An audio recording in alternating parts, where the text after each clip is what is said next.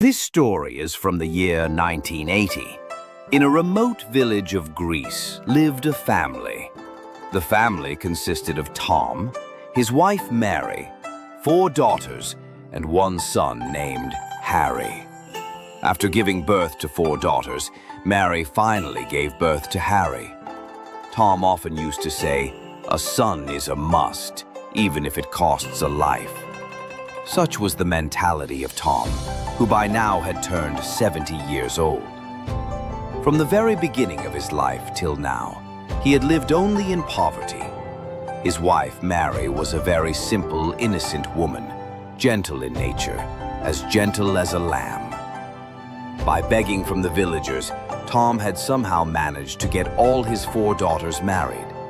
Now only the 2 elderly parents and their son Harry lived in the house. Tom and Mary both worked as laborers. Mary washed utensils in wealthy households of the village, while Tom worked in the fields. It was not easy for him to get work every day. Sometimes he got it, sometimes not. Still, every morning he went out in search of work. Somehow, they managed to light the stove and keep the household running. Harry was born after 4 daughters with the hope that when he grew up, he would become the support of his parents and rescue them from their miserable life. But Harry turned out opposite to Tom's expectations. Every day there were quarrels at home over food, and they always demanded money. Seeing this, Tom and Mary often cried in sorrow and beat their foreheads in despair. One morning, as usual, Tom went to work and Mary too left for hers. In the evening, when she returned and sat in the courtyard, Harry came home carrying heavy goods. When the mother saw her son, she was stunned. Harry came straight to her and said, "Mother, please forgive me if you can. I have given you and Father much sorrow, but not anymore." Harry smiled and said, "Mother, I have got a job in a big company. A salary of €5,000 a month and even a bonus on the first day itself. Look, I have brought lots of fruits and vegetables for you.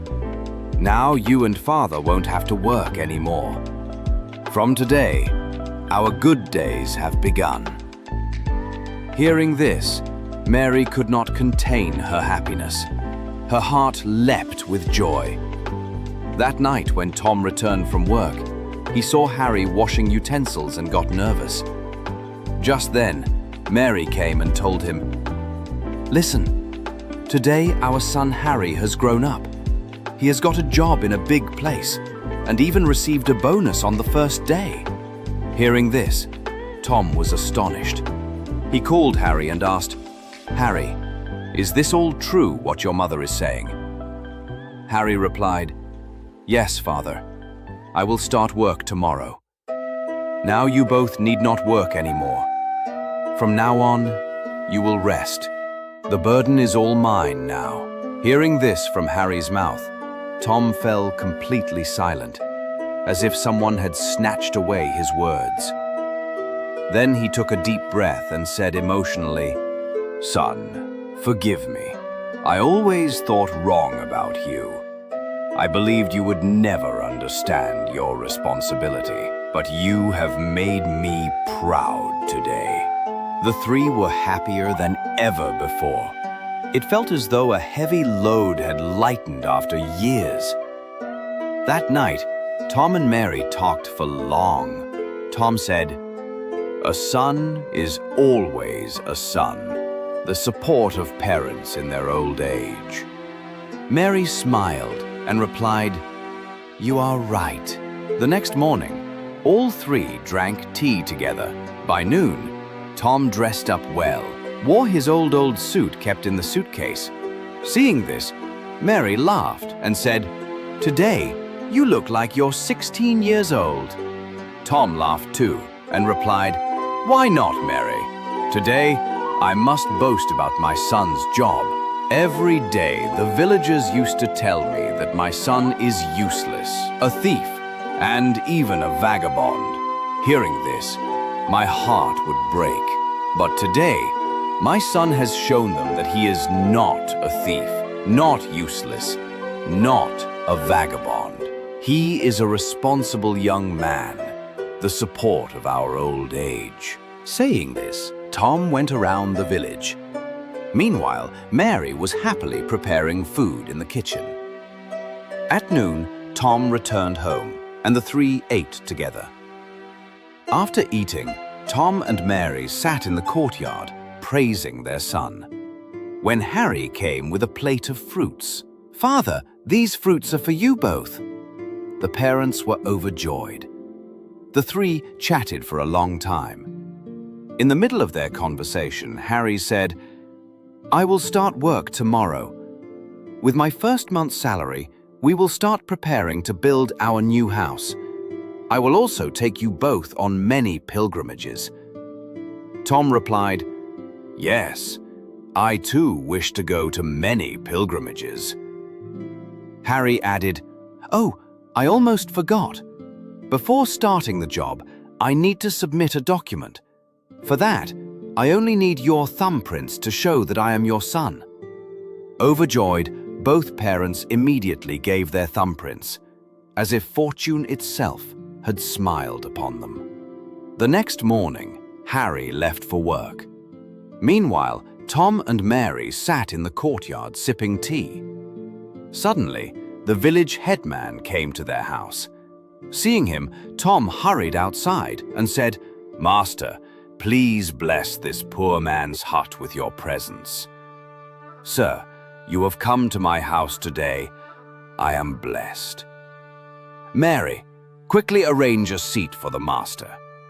But the headman said sternly, "I have not come here to sit. What are you doing here, Tom?" Shocked, Tom said, "Sir, I don't understand." The headman, now angry, said, "Don't pretend with me. Vacate this house." Tom was stunned. "What?" "Master, what are you saying?" The headman said, "This house is mine now. Your son sold me this house this very morning." "What?" "Master, this cannot be. My son has gone to his job. He has been employed in a big company." Hearing this, the headman and his men burst out laughing loudly. "Job? Did you all hear what Tom is saying? He has gone mad." The headman, mocking, said, "Listen carefully, Tom. Your son sold me this house, took the money and left. I don't know whether you knew it or not, but you must vacate this house." "Hey, Peter, give me that paper." Peter handed over the paper, and the headman showed it to Tom, saying, "Look, isn't this the document of your house? Look, it even has both your thumbprints. That's it. I don't need to know more. I give you time till tomorrow morning. After that, I don't want to see anyone in this house except me." Saying this, the headman left. Tom stood trembling. Mary wept loudly, saying, "Harry, how could you do this?" Saying this, she collapsed to the ground and breathed her last. Foam came from her mouth, and she died on the spot. Tom lifted his wife in his arms and cried out, "Mary, don't leave me! Someone save my wife!" But no one came. Mary was gone.